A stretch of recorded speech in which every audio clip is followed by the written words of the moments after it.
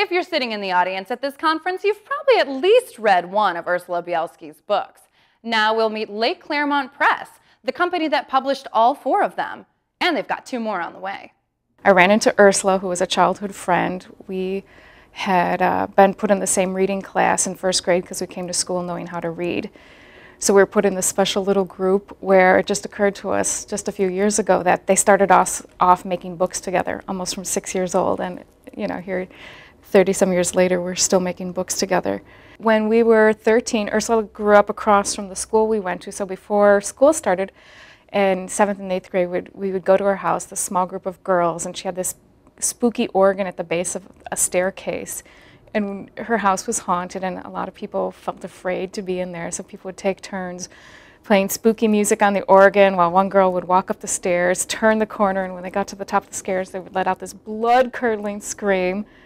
I was really lousy at it. I was shy, and my screams were really pathetic. But Ursula, of course, had a really great theatrical, you know, out-of-this-world scream that would just make you think she had really seen a ghost at the top of the staircase before school. The original Chicago Haunts in particular is a book that I've heard everyone from college professors to high school dropouts say they love and recommend. People say, I haven't read a book since high school, and I didn't realize I like reading so much. Thank you. Or someone's like, you know, I thought I was too much of a snob to read this book, but I really enjoyed it. You know, so it's everything, and that's what's so great about it. Ursula's books aren't the only local ghost books Lake Claremont has delivered.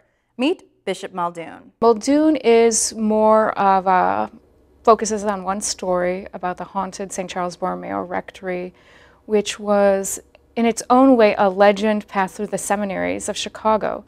So priests in training had heard about this Father Muldoon, but no one quite knew where he was at, and a young priest, Rocco Ficini, found himself at St. Charles Borromeo Parish in the 50s, and he had many adventures. It wasn't just the supernatural. So this Muldoon kind of interweaves his story of a young priest with some real life scandals happening in that rectory at the time, with these supernatural stories of a founding bishop from the early days of the Chicago Archdiocese. And I don't know, also a neighborhood disintegrating. So it has a lot of Chicago history, some supernatural, some church scandal, and people love it. They say it really reads like a novel, and they like the history as much as the spooky stuff. And the spooky stuff includes people that are high up in the Archdiocese today, and they will still attest to this, seeing the bishop's ghost, a real, you know, and believing that it was an actual person, and then only finding out later that this person had been dead for 50 years. We have the first audiobook that we're doing called The Best of Chicago Haunts, Voices from an October City, which is a reference to a Nelson Algren quote. And I think Chicago Haunts 3 will focus on some of the investigations she's done in the Chicago area since she started Chicago Hauntings, the tour company and the investigation. But there's more to Lake Claremont than ghost stories. We specialize in books on Chicago and Chicago history. So the supernatural titles we do are just one small aspect of it, but they're important financial aspect of it because they are so popular. They are the bestsellers. Ursula's books are our best-selling books for the most part, and they also serve another important role for us in bringing people to our other titles. So a lot of times people find her books because the ghost and supernatural interest a lot of people because mystery topics do. But what people often discover, especially because Ursula's books are so history-laden, is they actually like reading about their place. And they may not read a lot of books, but the minute they read about something familiar and in an interesting way, they want to read more about Chicago. So her books are kind of a gateway to our other books. We have a book called The Chicago River, A Natural and Unnatural History that's 7 years after it first came out, still keeps generating publicity because the author has overturned this myth of a cholera epidemic in 1893. And she told me when she first came to me 9 years ago, there's no evidence that 90,000 people died. It can't be true. And it's such an obvious statement. If 90,000 people die, 1 out of 8 at the time, there should be evidence. And there were none pictures, there were no bodies, there were no newspaper reports.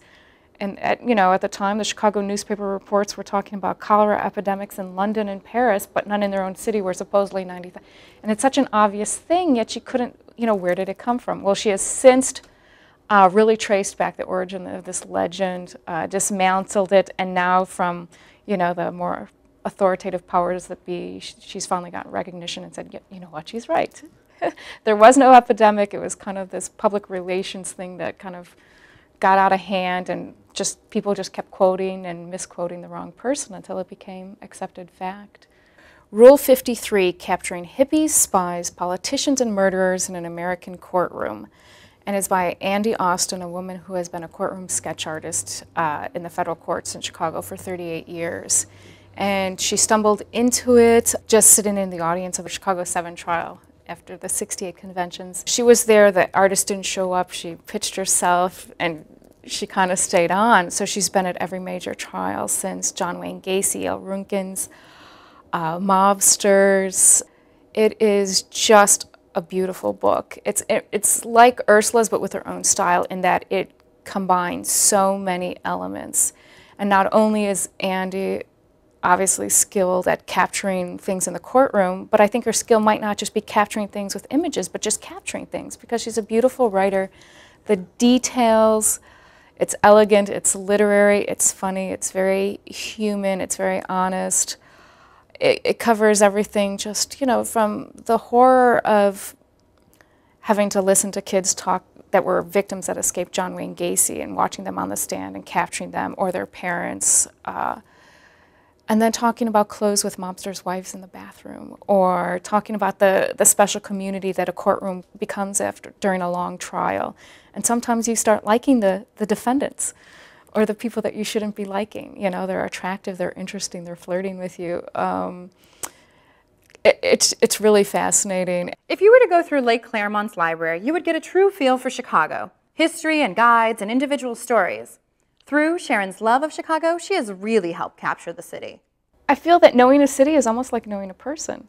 And a city as big and dynamic and both traditional and ever-changing like Chicago is, it's exciting because it's both the familiarity, the increased knowledge, and then always something new. I think my passion is for places and how people connect with their places. And sometimes that's through history or geography. Sometimes it's through legends. Sometimes it's through the stuff that gets you out exploring and having these crazy passions, like the streets in Sandman. He has his passion for eating at dives, and he writes about them. And he takes us into these places and to entice us to go there. Find out more at LakeClaremont.com, including another new title, Chicago TV horror movie shows from Shock Theater to Svengoolie. They have plans for another 36 books over the next 3 years, including another half dozen this year alone. So to keep up to date, be sure to check out their website.